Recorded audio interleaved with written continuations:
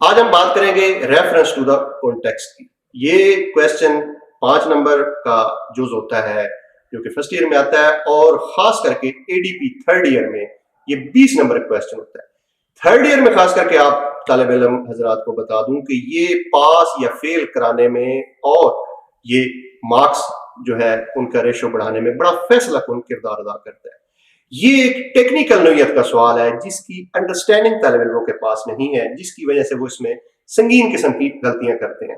सबसे पहले हम उसके बारे में आपको बताएंगे कि रेफरेंस टू द कॉन्टेक्स्ट होता क्या है, और फिर उसको अटेम्प्ट करने का तरीका बताएंगे। रेफरेंस टू द कॉन्टेक्स्ट यानी सियाको सबाक के हवाले से जो लाइंस दी गई हैं उनकी तशरीह करें। जब हम एडीपी की बात करते हैं एडीपी लेवल पे, तो यहाँ पे थर्ड ईयर में 20 नंबर का ये क्वेश्चन होता है और 3 जुज करने होते हैं। तो इस लिहाज से ये क्वेश्चन बहुत अहम है और इसको अंडरस्टैंड करना और इसको लिखने का तरीका होना, प्रॉपर तरीके से करना बहुत अहम है। तो इसके जो नंबरों की तकसीम है उसमें जो है रेफरेंस के अलग मार्क्स हैं, कॉन्टेक्स्ट के अलग है और एक्सप्लेनेशन के अलग है। रेफरेंस के 2 नंबर होते हैं, कॉन्टेक्स्ट का 1 नंबर होता है, और जो एक्सप्लेनेशन है उसके 3 या 3.25 के करीब मार्क्स होते हैं। तो इसको अगर ये आप समझें कि ये कंप्लीट बॉडी है, जैसे ह्यूमन बॉडी को हम समझें तो ह्यूमन बॉडी में जो रेफरेंस है वो फेस है, और कॉन्टेक्स्ट जो है वो उसका मिडल पार्ट है, और एक्सप्लेनेशन लेग्स है। तो ये अगर आपका रेफरेंस गलत होगा तो कॉन्टेक्स्ट और एक्सप्लेनेशन के कोई मार्क्स आपको नहीं मिलेंगे। कॉन्टेक्स्ट को, रेफरेंस टू द कॉन्टेक्स्ट को अंडरस्टैंड करना और फिर उसको तरीके से लिखना, ये बड़ा जरूरी है। तो सबसे पहले मैं अब आपको बताता हूं कि रेफरेंस, ये आप स्क्रीन पे आप देख सकते हैं कि रेफरेंस लिखने का सही तरीका क्या है।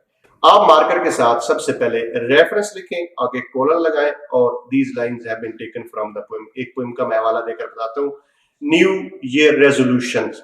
तो इसमें अब कोटेशन मार्क्स लगाने हैं आपने, इन्वर्टेड कॉमर्स भी इनको कहते हैं, ये कोटेशन मार्क्स। तो दोनों तरफ आपने इस पोएम के कोटेशन मार्क्स या इन्वर्टेड कॉमर्स लगाने हैं।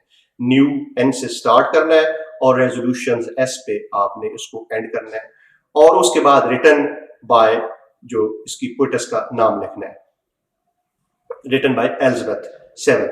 तो ये पोएम जो है इसमें रेफरेंस में आप देख रहे हैं कि न्यू ईयर रेजोल्यूशन के इर्द दोनों तरफ जो है वो इन्वर्टेड कॉमास या कोटेशन मार्क्स लगाए गए हैं, लेकिन जो शायरा का नाम है उसके इर्द गिर्द नहीं लगाए गए। ये सही तरीका है लिखने का, और बेहतर है कि आप पोएम का नाम या प्ले का नाम जो है वो मार्कर से लिखें, और अगर आपका रेफरेंस ठीक हो गया तो कॉन्टेक्स्ट और एक्सप्लेनेशन में आप 1 या 2 मार्क्स ले लेंगे।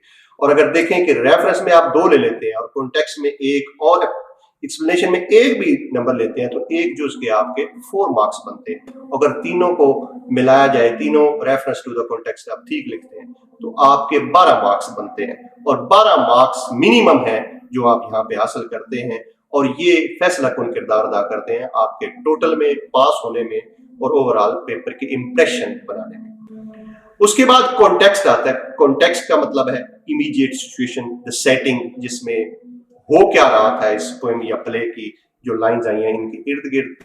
कॉन्टेक्स्ट में आपने 3 से 4 लाइनें लिखनी होती हैं, और वो कोई आप किसी पोएम का समरी याद की हो या 3 से 4 लाइनें याद की हो तो वो लिख दे तो 1 मार्क आपका आएगा। उसके बाद एक्सप्लेनेशन होती है। एक्सप्लेनेशन जो है वो उन्हीं गिवन लाइंस को आपने एलैबोरेट करना होता है, डिटेल के साथ एक्सप्लेन करना होता है।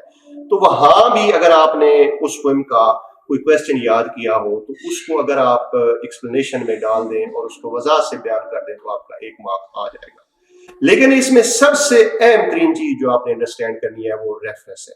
अब आप स्क्रीन पे देख सकते हैं कुछ गलत रेफरेंस तरीके से जो मैंने मार्किंग में एक्सपीरियंस किया है कि जो बच्चे गलत तरीके से रेफरेंस करते हैं। अमूमी तौर पर जो पहली गलती नोट की गई है वो ये है कि सिर्फ वो लिख देते हैं पोएम्स नेम या प्लेज नेम और आगे उसका नाम लिख दिया, और जैसे कि आप एग्जांपल देख रहे हैं और नीचे राइटर। ये गलत तरीका है, इससे शायद कोई एग्जामिनर आपको मार्क दे दे, लेकिन टेक्निकली इट इज इनकरेक्ट। उसके बाद दूसरी जो मिस्टेक थी ये कि वो इन्वर्टेड कॉमर्स लगाते ही नहीं है पोएम के नेम के साथ या प्ले के नेम के साथ, ये कि जैसे कि आप इस वक्त स्क्रीन शो में देख रहे हैं। तीसरी कॉमन मिस्टेक पोएम या प्ले के नाम के साथ भी इन्वर्टेड कॉमर्स लगा देते हैं और पोएट या प्ले राइट के नाम के साथ भी जो है इन्वर्टेड कॉमर्स लगा देते हैं, जैसे कि आप अभी एग्जांपल में देख सकते हैं। नेक्स्ट कॉमन मिस्टेक जो रेफरेंस में देखी गई है कि जो पोएम या प्ले का टाइटल है उसका पहला वर्ड लेटर जो है वो भी स्मॉल लिखते हैं या पूरा टाइटल ही स्मॉल लिख देते हैं, या कोई दरमियान में कोई ऐसा जो लेटर है जैसे समथिंग टू टॉक अबाउट में अब जो है वो टॉक अबाउट को टी स्मॉल लिख देंगे तो, या समथिंग एस छोटा लिख देंगे। तो ये बहुत कॉमन मिस्टेक्स ऑब्जर्व की गई। उसके बाद जो पोएटिस या पोएट या प्ले राइट का नाम है उसमें भी मिस्टेक करते हैं, जैसे फॉर एग्जांपल अब विलियम वर्ड्सवर्थ है तो या तो स्पेलिंग विलियम वर्ड्सवर्थ के कर देंगे या विलियम का डब्ल्यू छोटा कर देंगे या फिर सिर्फ वर्ड्सवर्थ लिखेंगे, तो ये सब गलती। इस तरह से पोएटिस या प्ले राइट का पूरा नाम आपने लिखना है और उसकी स्पेलिंग भी दोस्तों और उसके इर्द गिर्द इन्वर्टेड कॉमर्स नहीं लगाने। तो यहाँ पे रेफरेंस में अगर आप ठीक लिख जाए देंगे और उसके बाद कॉन्टेक्स्ट और एक्सप्लेनेशन को आप एक्सप्लेन कर देंगे, थोड़ा सा कॉन्टेक्स्ट लिख देंगे और एक्सप्लेनेशन में आप 4 से 5 लाइन लिख देंगे तो 4 नंबर आसानी के साथ आ गए। एक और जो गलती कॉमन नोट की गई है वो सिर्फ और सिर्फ उनको क्रिटिकल कमेंट्री कर देते हैं जो कि इनकरेक्ट है।